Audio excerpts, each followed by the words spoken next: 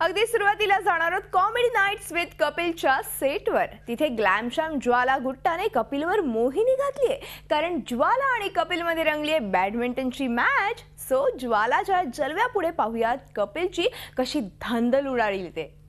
आज जो हमारे शो में जो गेस्ट आ रहे हैं, एक तो वो हैं इकलौते बॉक्सर जिन्होंने ओलंपिक्स में हमारे देश को bronze medal जितवाया,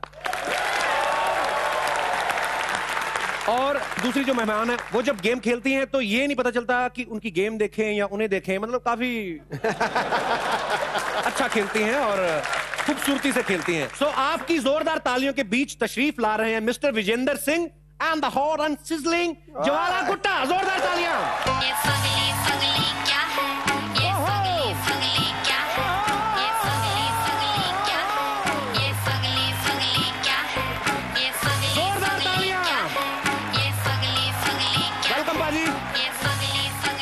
welcome welcome Jwala. जोरदार तालियां ज्वाला और विजेंद्र के लिए. ठीक है जी. फूलों को चुन चुन कर यारों गूंथ रहा हूं तारों में. डर लगता है नाम ना आ जाए मेरा फनकारों में, और गुट्टा जैसी तीखी ज्वाला आ जाए जो महफिल में, थार भी फीकी पड़ जाती है चाकू और तलवारों में. और इसको कहता हूं, ये शान है, हमारी आन बान शान है. इसको कहता हूं चांद से, सूर्य से, सितारों से खेल, धूल से, फूल से, बहारों से खेल. विजेंद्र, इस दुनिया में अगर कोई साथी नहीं है क्या, ओढ़ ले सर पे कफन और अंगारों से खेल. आराम मैदान में महफिल भग गई है, भटक रही है महफिल. आज मैं बाजी बड़ी दुविधा में हूं कि क्या सवाल करूं, बिकॉज विजेंद्र हमारे यहाँ पे जब एक्टर्स आते हैं तो हम लोग बोलते हैं कि यार आप एक गाने पे डांस करके दिखाओ या डायलॉग बोल के दिखाओ. इनको तो ये भी नहीं बोल सकते भाई मुक्का मार के दिखाओ. और ज्वाला के बारे में क्या कहूं बाजी, ज्वाला को तो मैं तब से लाइक करता हूं जब इन्होंने मतलब बास्केटबॉल खेलना शुरू किया था. मैं बैडमिंटन खेलती हूँ शायद.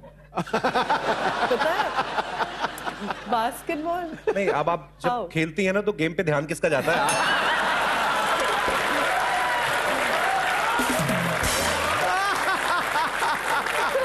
खैर विजेंद्र, ज्वाला आपसे बहुत सारी बातें करनी है. आप प्लीज यहाँ पे विराजमान हो जाइए. दोनों के लिए जोरदार तालियां.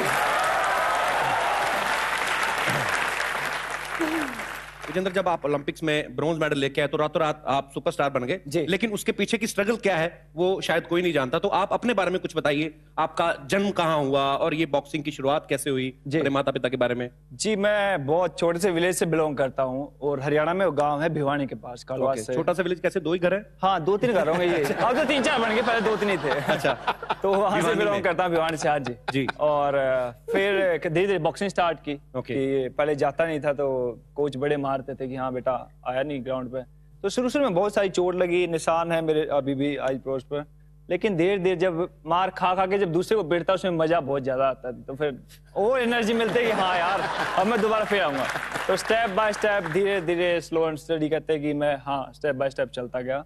तो फर्स्ट मैं स्टेट लेवल पर, उसके बाद नेशनल लेवल, फिर इंटरनेशनल में मैं फर्स्ट टाइम 2001 में गया था जर्मनी. और उसके बाद से अभी तक आई थिंक मैं 3 ओलंपिक खेल चुका हूँ, एशियन गेम मेडल, और दुनिया में आई थिंक ऐसा कोई टूर्नामेंट नहीं है जहां मैंने मेडल नहीं जीता. अरे वाह.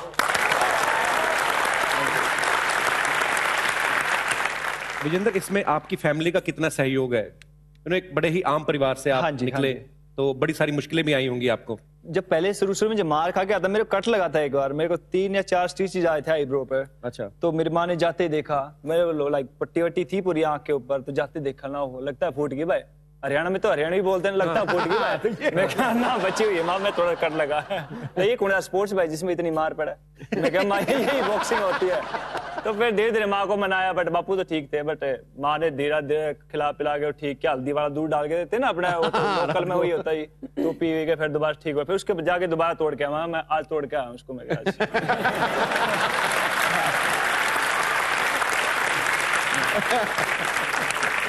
ये बड़ी अपने आप में बात एक अनोखी है बाजी. दोनों जिस बैकग्राउंड से हैं, फैमिली में कोई स्पोर्ट्समैन नहीं था. आपके फादर मेरे ख्याल से हरियाणा रोड में जी, और ज्वाला के पापा जो हैं वो रिजर्व बैंक में हैं, इसलिए वो थोड़ी काफी रिजर्व रहती हैं. सो आपने ज्वाला कहाँ से शुरुआत की, मतलब आपको कब पता चला कि मेरे अंदर बैडमिंटन खेलने वाले गुण है? एक्चुअली मैं एक जब पैदा हुई I was the first girl मेरे फैमिली में। मेरे पूरे कजिन्स पूरे बॉयज है और बहुत लोग खुश नहीं थे इस बात से जब मैं पैदा हुई। तो मेरे डैडी को इस बात का बहुत गुस्सा आया और वो लड़की लड़के में फर्क नहीं करते। तो उन्होंने बोला कि मैं कुछ अलग बनाऊंगा मेरी बेटी को। सो नॉट डॉक्टर, कभी मेरे को डॉक्टर या इंजीनियर की तरफ कभी पुश नहीं किया उन्होंने। When I was I think सिर्फ 4 साल की थी तब स्पोर्ट्स में डाल दिया। एंड एनी स्पोर्ट उन्होंने बोला कुछ भी बट स्पोर्ट्स करेगी ये लड़की। और स्टार्ट टेनिस से किया था। अच्छा। But I was allergic to sun और मम्मी नहीं चाहती थी कि मैं काली हो जाऊं।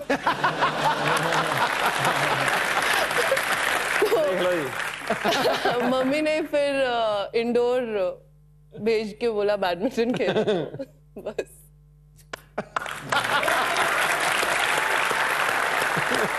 मैं अपने दर्शकों को बता दूं कि ज्वाला के जो पापा हैं वो साउथ इंडियन हैं और इनके जो माता जी हैं वो चाइना से बिलोंग करती हैं और इनके जो ग्रेट ग्रैंडफादर थे वो गांधी जी के बहुत बड़े भक्त थे।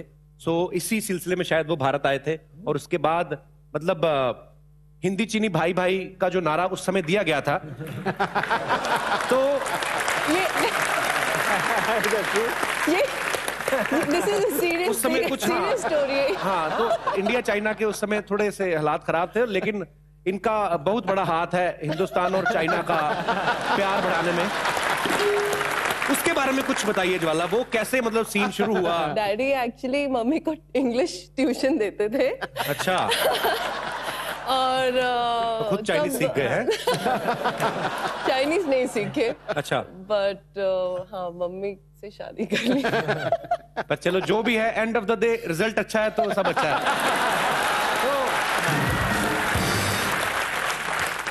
भारत और चाइना का प्यार बढ़ाने में जो मतलब योगदान आपकी फैमिली का है मेरे ख्याल से और किसी का नहीं। अच्छा विजेंद्र, आपसे एक सवाल पूछना था, इस बात में कितनी सच्चाई है कि जो बॉक्सर्स होते हैं वो हड्डी अपनी निकलवा देते हैं? जैसे कुछ नहीं, सब झूठ होती है कि लाइक हड्डी निकाल देते हैं, कुछ और होता है। बिल्कुल मेरे तो सेम बची हुई है अभी तक।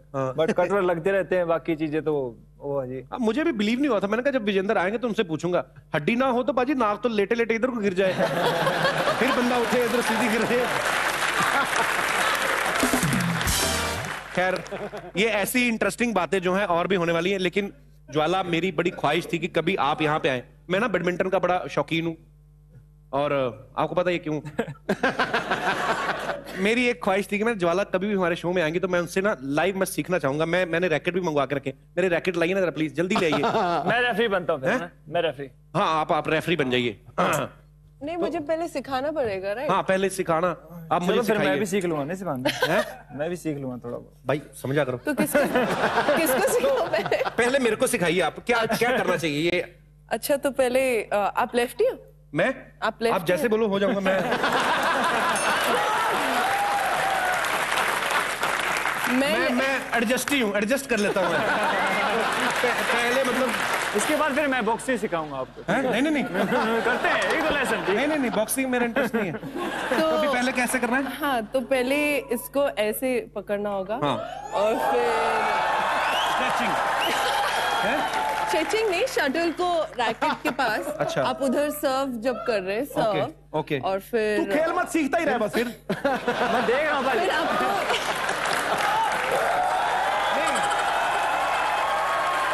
तो ऐसे मतलब ऐसे रैकेट पकड़ा तो ऐसे। शर्मा जी! क्या है?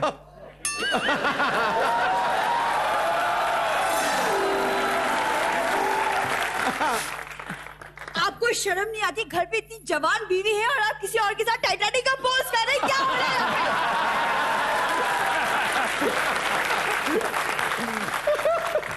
क्या आप इसी मोहल्ले में रहती हैं?